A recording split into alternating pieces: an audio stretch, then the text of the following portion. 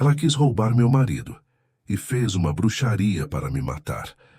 Olá, sobrenaturais. Nesse vídeo vamos contar 3 relatos assustadores envolvendo magia negra, bruxaria e amarração amorosa que aconteceu com nossos inscritos. Um compilado de relatos aqui do canal, então, se você gosta de ouvir esses contos sobrenaturais, já deixa seu like e se inscreva no canal se ainda não é inscrito para receber todos os vídeos que saírem aqui.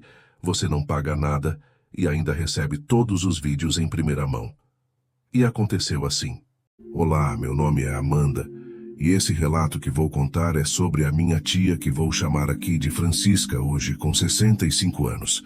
Mas na época que aconteceu, ela estava com apenas 4 anos de casada e tinha seus 21 anos mais ou menos. Minha tia era uma jovem muito linda, amável, e não havia quem não se encantasse por ela. Ela adorava passear, era muito trabalhadeira e muito caridosa também. Sempre foi muito boa de coração. E foi assim que ela e meu tio se conheceram. Eles estavam em uma ação social que teve da igreja que ela frequentava, de Nossa Senhora do Rosário. Meu tio na época era um rapaz de 20 anos e minha tia tinha 16. Eles namoraram e logo se casaram.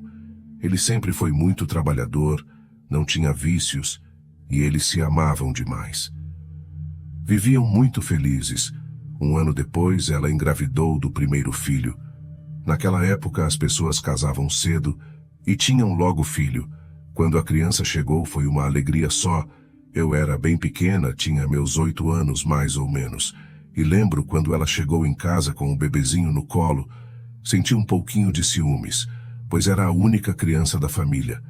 Mas era coisa de criança mesmo. Minha tia, como sempre, muito caridosa, gostava de conversar com muita gente. E numa dessas conversas ela conheceu a perdição de toda a família, aquela pequena família que havia sido formada com tanto amor. Tia Chica conheceu ela em uma missa e logo fez amizade.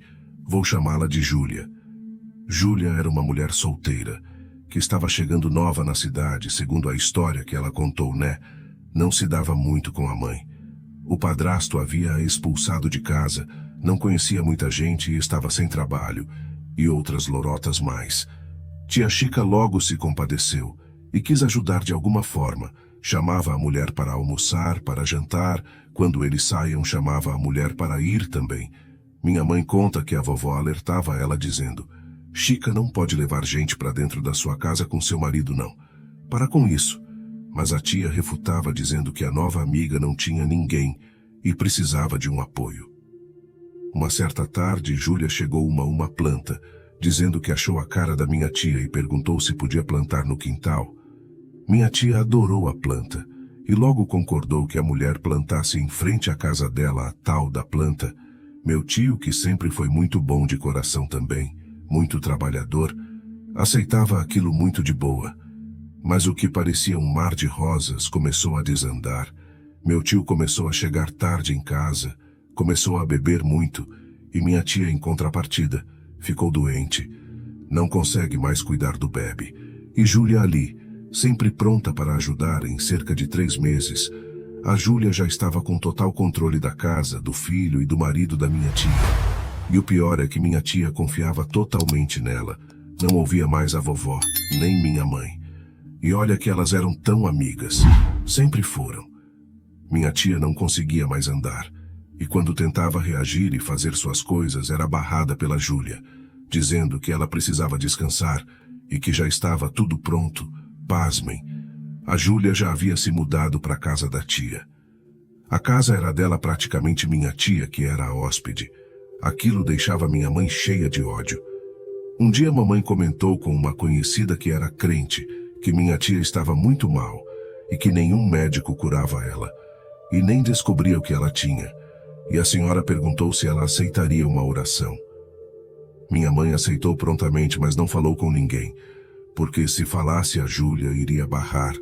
Teve uma vez fomos visitar a tia Chica e ela não queria deixar a gente entrar, alegando que a tia estava dormindo. A vovó queria voltar, mas minha mãe entrou porta adentro e vimos a tia Chica. Lembro que ela não estava nada dormindo, não. Enfim, No dia que marcaram, a senhorinha chegou lá em casa e minha mãe levou ela na tia Chica.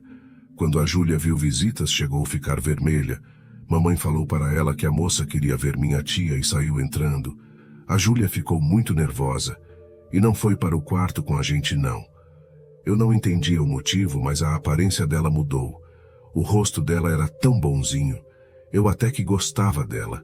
Antes de entender tudo, né? Eu era uma criança na época.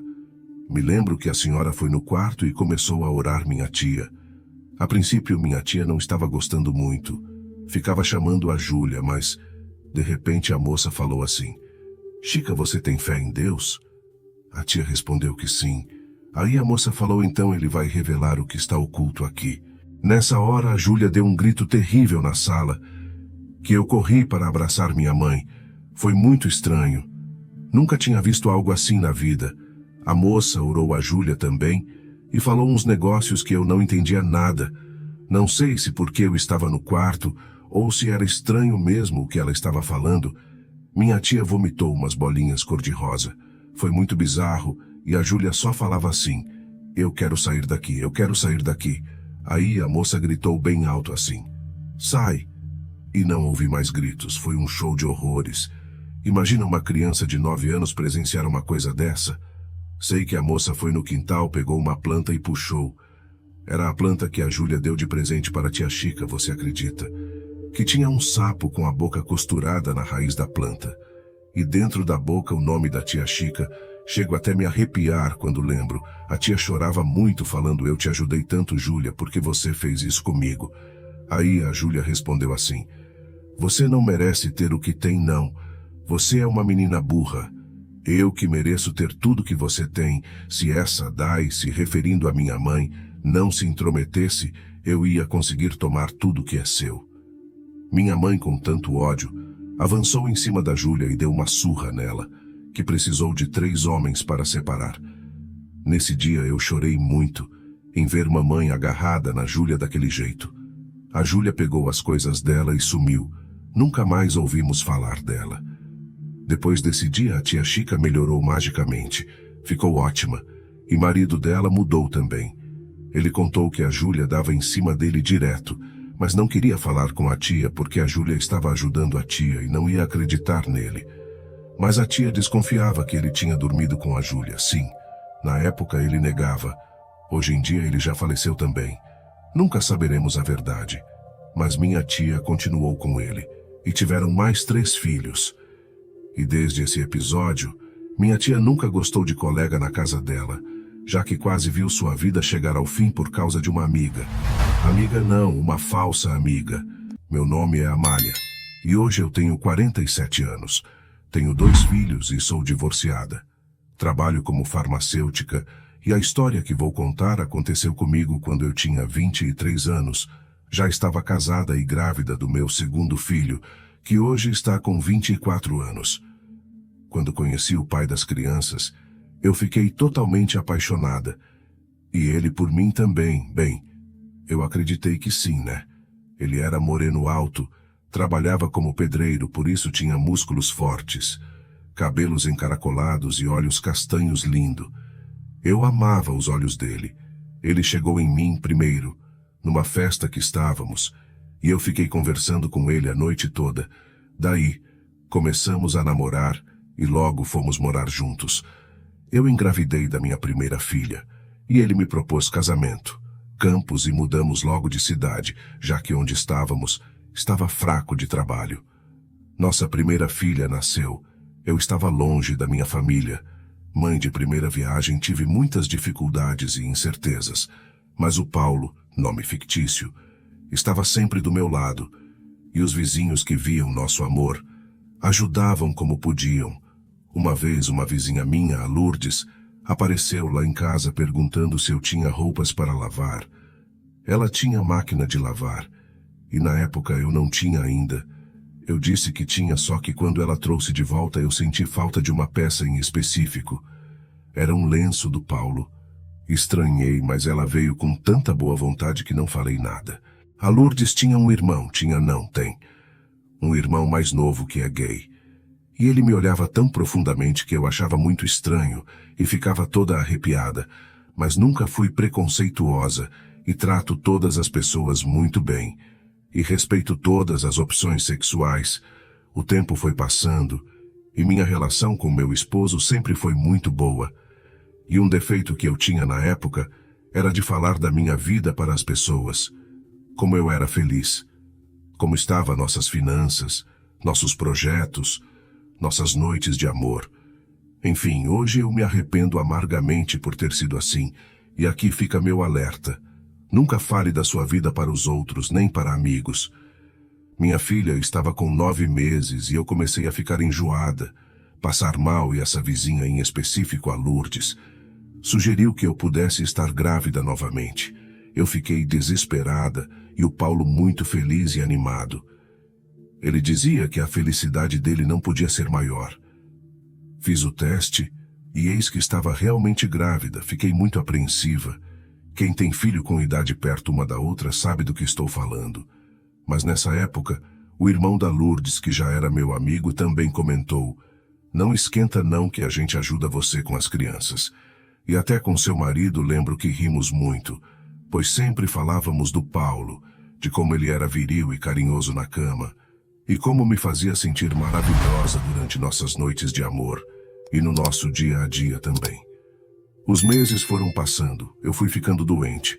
A segunda gravidez foi totalmente diferente da primeira. Muito enjoo, náuseas, dores de cabeça fortíssimas e dor nas pernas. Nossa, minhas pernas viviam inchadas e doloridas. Ganhei a criança e logo caí de cama. Achei que era o puerpério, mas não era, bem pior. O Paulo, que cuidava de tudo na casa, e cuidava das crianças também. Além da Lourdes, vim dar uma força junto com o irmão dela. Minhas pernas começaram a ficar imóveis, e pasmem, eu me arrastava pela casa igual a uma cobra. Era um sofrimento terrível. Minha mãe nessa época veio passar um tempo na minha casa, e ela era conversando com um amigo dela que era pai de santo. Ele disse que isso era trabalho feito. Achei estranho porque não tinha nada para que a pessoa pudesse invejar e fazer um trabalho para mim. Eu era boa e tratava todos muito bem. Com a chegada da minha mãe, começou as brigas lá em casa. Meu marido começou a perder a paciência comigo e com as crianças e beber muito. Até que ele saiu de casa, eu fiquei sem chão. Ele era tudo para mim. E achei que iríamos ficar casados para sempre. Mas o para sempre não durou. E esse amigo da minha mãe foi lá em casa me ver e conhecer as crianças. Ele fumou um charuto lá no quintal e foi atrás de casa e achou um boneco jogado cheio de agulhas enfiadas nas pernas do boneco. Ele foi tirando agulha por agulha. E o louco é que eu sentia as pontas das agulhas, cada uma que ele ia tirando. O pai de santo disse que era para me deixar aleijada e mais tarde para causar a minha morte. Aquilo foi um choque para mim. Procurei o Paulo para contar tudo para ele. E você não vai acreditar. Ele estava morando com o irmão da Lourdes. O Paulo havia virado homossexual? Ou ele já era? Eu não acreditei naquilo que meus olhos estavam vendo. O rapaz veio atender a porta e disse que o marido dele não estava em casa. O marido dele. E queria morrer. Chorei muito. O Paulo não conseguia me explicar. Só dizia que tinha que ficar com ele. E que tudo que as crianças precisassem ele iria arcar. Mas que nosso casamento havia acabado. Aquilo estava surreal para mim. Extremamente surreal. Mas me reergui. Arrumei um trabalho e fui seguir a minha vida. Cortei relações com a Lourdes.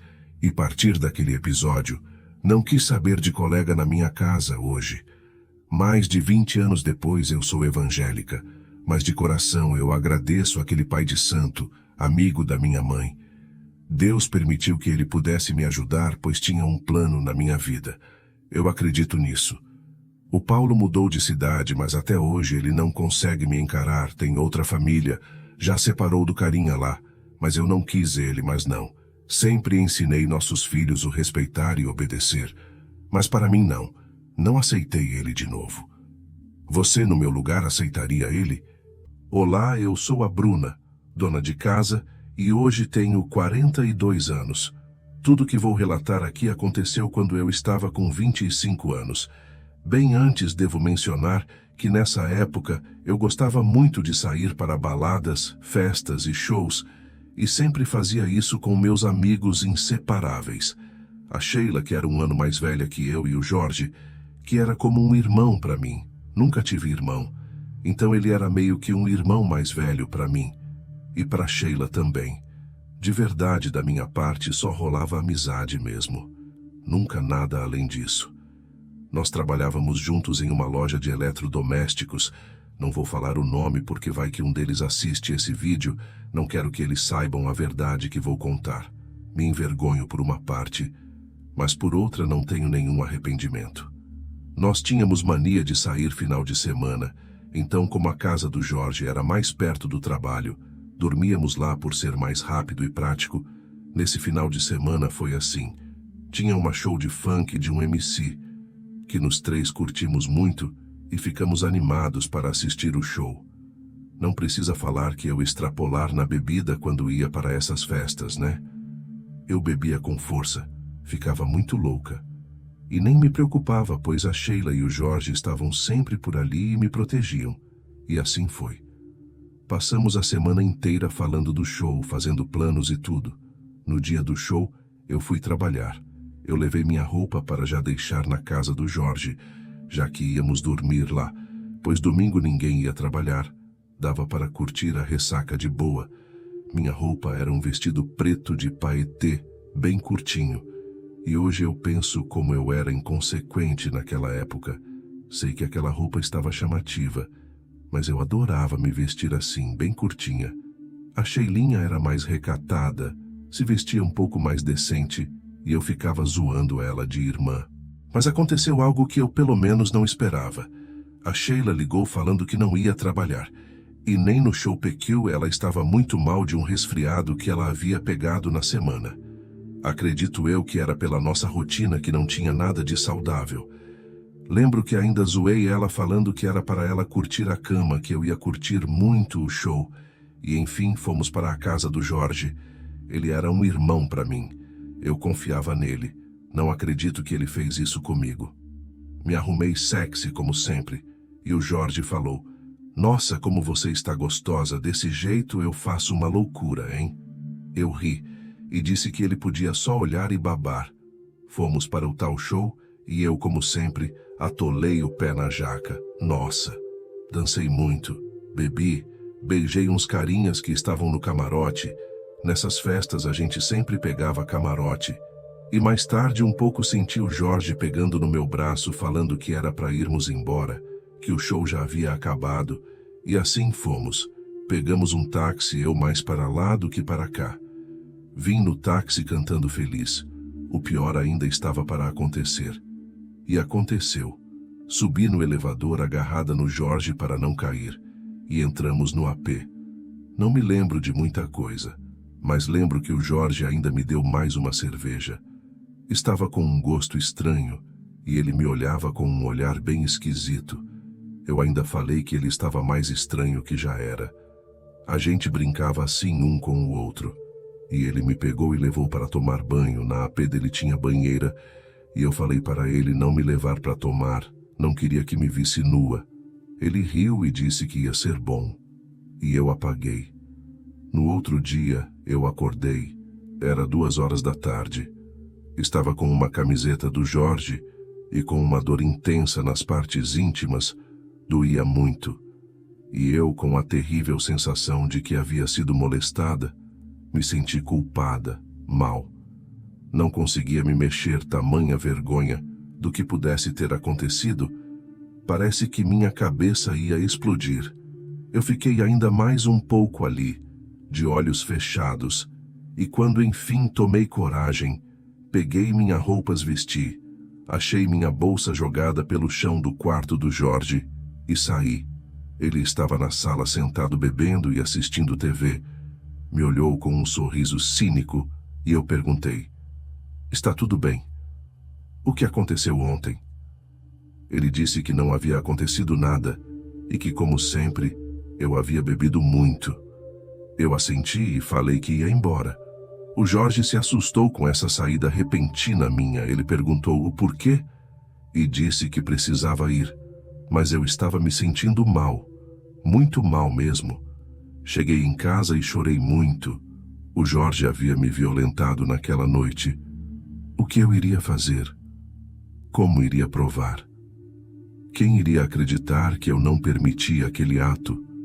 Precisava falar com alguém, mas não tinha coragem. E resolvi fazer uma coisa que até hoje não me arrependo nem um pouco.